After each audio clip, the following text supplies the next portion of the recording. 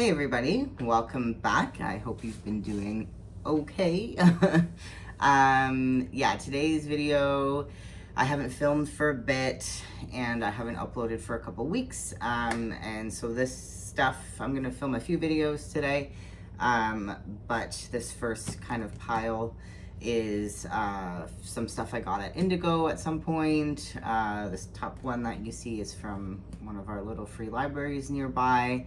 And then a few books I got when I went to a talk with Brian Recker. He's an Instagram guy, talks about Christianity and deconstruction and stuff like that. And there was a few other people there and stuff. So those are the things we're gonna do in this video. Also, I went to a Dury concert recently.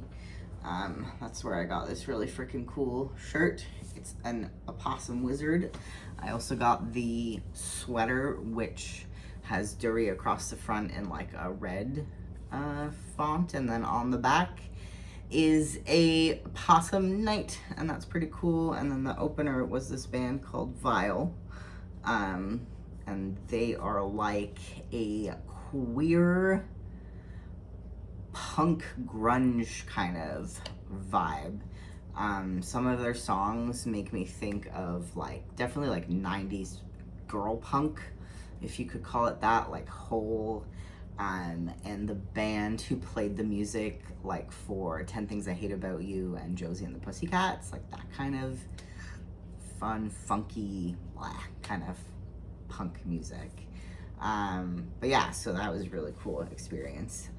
But yeah, so this first book, this random funky looking book, it is by Odessy, and it's called Washington Black. And I've never heard of this before, but it is a story about two English brothers come to a Barbados sugar plantation. It has to do with slavery, and yeah, it's just it's the very bottom of the inside cover says, from the blistering cane fields of the Caribbean to the frozen far north, from the earliest aquariums of London to the eerie deserts of Morocco, Washington Black is an electrifying story of self-invention and betrayal, of love and redemption, that asks the question, what is true freedom? So I'm like, that sounds like a crazy story. There's also a squid in the back pages. Does it go to the other end too? Yes, it does. Ooh, so that's pretty cool. I just thought that sounds like a really interesting story. So I grabbed that from the little free library. When I was at Indigo, got a couple things. Murtaugh by Christopher Paolini. I've read Aragorn and the second one, and then I don't think I ever continued. And yeah, Eldest, I have them on the back here. Eldest, I read Aragorn and Eldest. I don't think I ever read Brissinger and Inheritance, because yeah, I kind of fell off on them, I guess. But yeah, Murtaugh is obviously the story about Murtaugh, and it was $6. This otherwise Canadian is, I don't know, US it says $30, so Canadian it's probably like $50-ish, 45 for this. So I'm like, you know what, that's a really good deal, because I definitely would get back into these and read them, so I picked that up. This is actually from one of our Romanticy book club peeps. They just passed along a book that they weren't interested in anymore. Ariadne, Greek myth, Princess of Crete. So yeah, so I thought that would be cool. I like that kind of book. I still have to read Circe, and what is it? Achilles? Where's that one? The Song of Achilles. I still have to read those, but this kind of fits well into that vibe, so that sounds interesting. And then My local Indigo was also doing these blind date with a book. And the proceeds were going to a school in, I think it was Sudbury? Was it Sudbury? One of our kind of middle North Ontario towns. And I think I think it was a school library that they were donating the funds to. So I haven't opened them yet, so we can do that really quickly together. This one is adult historian fiction, conflict between a king and his brother-in-law, bloody medieval civil war, parallel narratives and betrayal. That's that one. So let's open that bad boy up, shall we?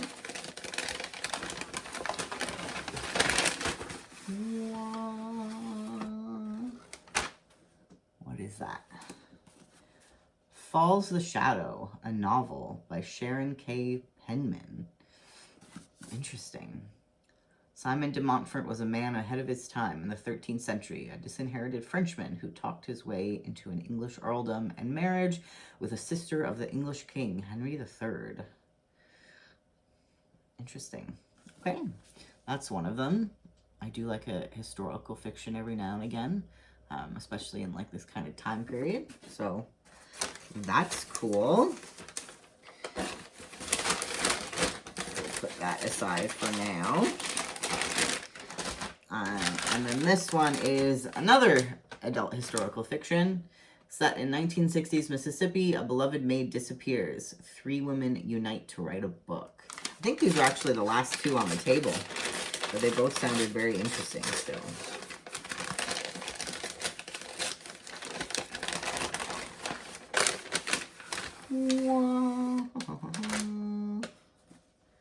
Oh, it's The Help. Okay, cool. That's the one they made a movie with. That's awesome. I've seen the movie. I love the movie. I think these are used books. Actually, people donated the books, and then you could get them from there. Cool. Oh, yeah, it says gently used book. I did not catch that portion. Awesome. That's exciting. Sorry. Some bag ASMR for you.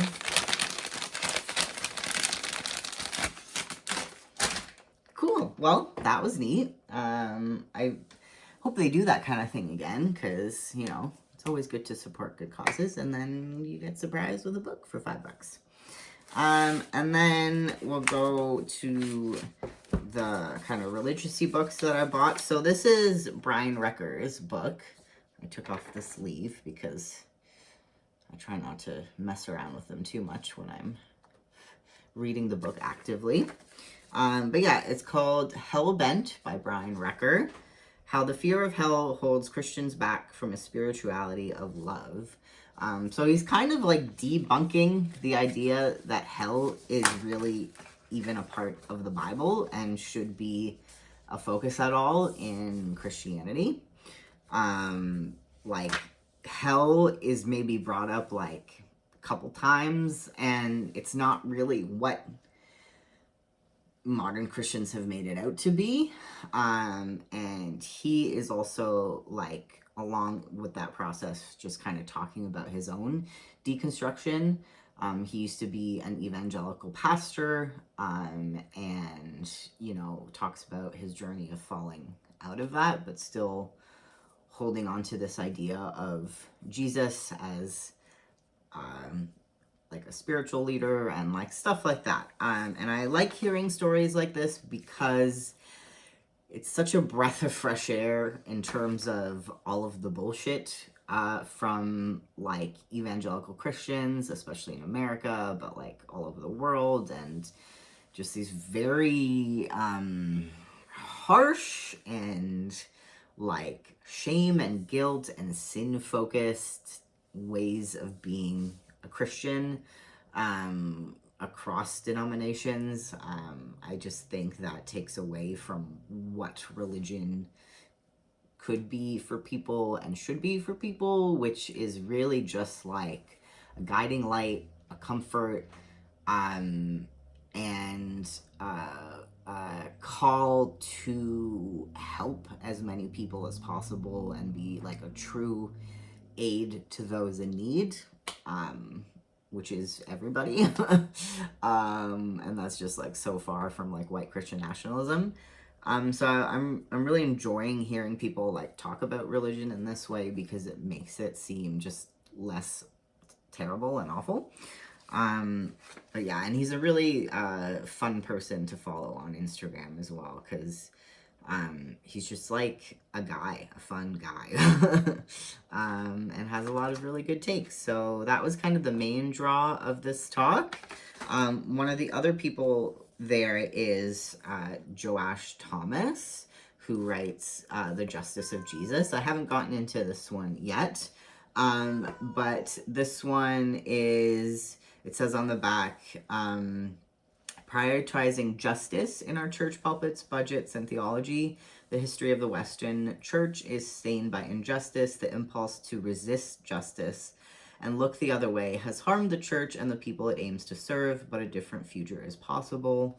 Drawing on the example of courageous majority world and Western churches, global human rights leader Joash Thomas explores the relationship of justice to our budgets, pulpits, and theology, and provides practical steps for pursuing liberation and wholeness. So again, kind of reminding people that the whole point of this is to help people and aid people and be of service and not be greedy, shitty bags of shit.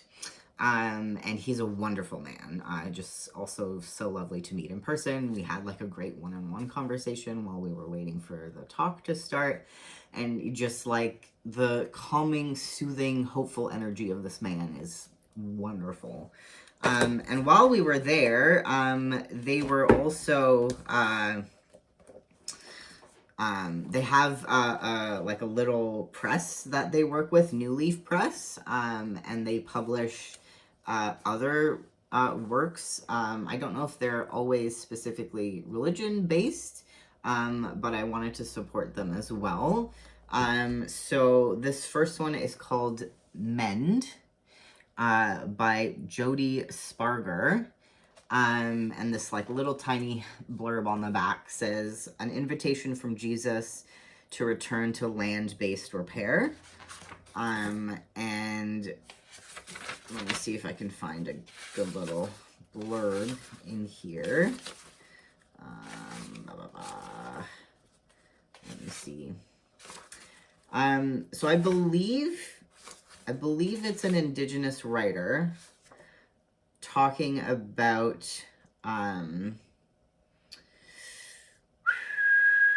like the connection between religion and like Christianity and kind of decolonization. I believe that's what it's about. I'm almost 100% sure. One of the little blurby bits at the front, I'll read the first one. As a child of colonial settlers and European refugees, I was born into the tension of shame and gratitude for our history. I can relate to the nervous curiosity Jody Sparger identifies with the Zacchaeus story, but I've also been welcomed out of the tree into the world of reconciliation. My Indigenous mentors tell me I need training to become a helpful partner, and that burden can't be all on them. This book will be a critical facet of that training. So yeah, so I think it's kind of the interconnection between like white colonial identity and Indigenous identity, and especially with people who are biracial, I guess, in that way. I am pretty sure that's what it was. They were explaining it to me when I bought it, so it just sounded really interesting in that way, and I love learning about these issues because I don't have a lot of education in them. So yeah, I got that one. The art is also beautiful on it. And then this one, I'm being very rambly, I'm sorry. But this one is called Blessed Are the Undone, Testimonies of the Quiet Deconstruction of Faith in Canada, by Angela Rietsma-Bick and Peter Schurman.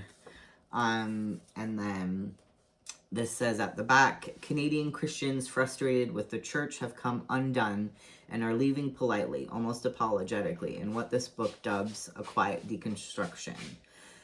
This book asks, what aspects of faith are being questioned and why? Weaving in church history, cultural analysis, and their personal stories, Bick and Sherman use canoe camping to illustrate the twists and turns of the spiritual journey. Whether you feel like you're up the creek without a paddle when it comes to faith, or if people you love have lost their bearings, this book is for you.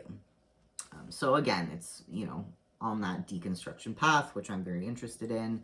I didn't grow up religious, really. Like, technically, I'm Christian and I'm baptized, and, like, I remember going to church when I was very little, and, like, praying before dinner and before bed when I was very little, but my parents stopped going to church, and didn't really push any kind of faith or belief on us.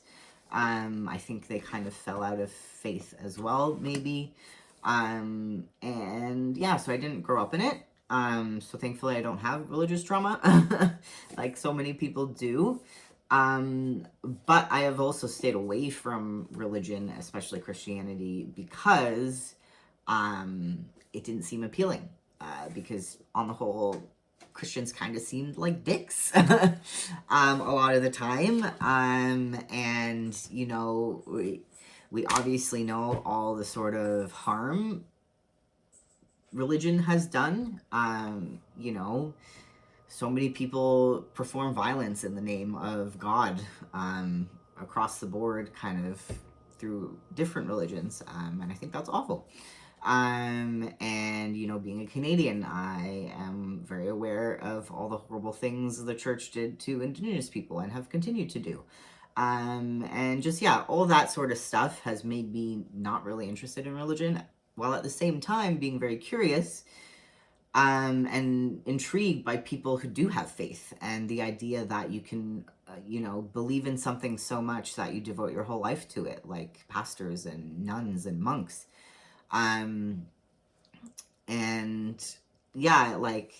It's just, there's that both sides of the coin, I guess. And so when I decided to start going to a church last year, or the year before, no, last year, I think it was, it's a United Church, which they tend to be kind of more accepting of all sorts of people. And, it's a church that, does a land acknowledgement at the beginning of each service, and has accepting and inclusion committee, so that they specifically did the work to state and have a statement as a part of the church that everyone is welcome, regardless of gender identity, sexuality, race, religion, economic status, all that stuff. And like, they hold to that actively, and that kind of thing. And I'm like, okay, maybe this is a place I could go and like not feel like I'm going to be hated, and it is that way. And that doesn't negate all of these other things I'm aware of that religion and churches have done, but it's nice to know that there is another mindset kind of thing, right? So that's kind of where I am on that. I'm not, I'm not the kind of person who has been able to pray every day or really read the Bible much, actually, and any of that stuff.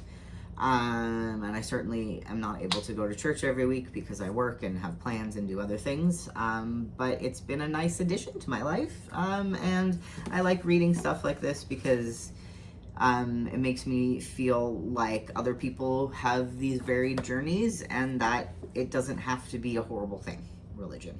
And there's a way kind of on the other side of it. And I think that's kind of cool. And that's my spiel on religion for me personally. But yeah, that's that video. We'll go on to film the next one as well, because I have a day off and that's what I can spend my day doing. But yeah, thank you for joining me. I hope you enjoy this, and feel free to leave some comments, let me know your thoughts about all these things, and I hope you have a good day as you can. Peace.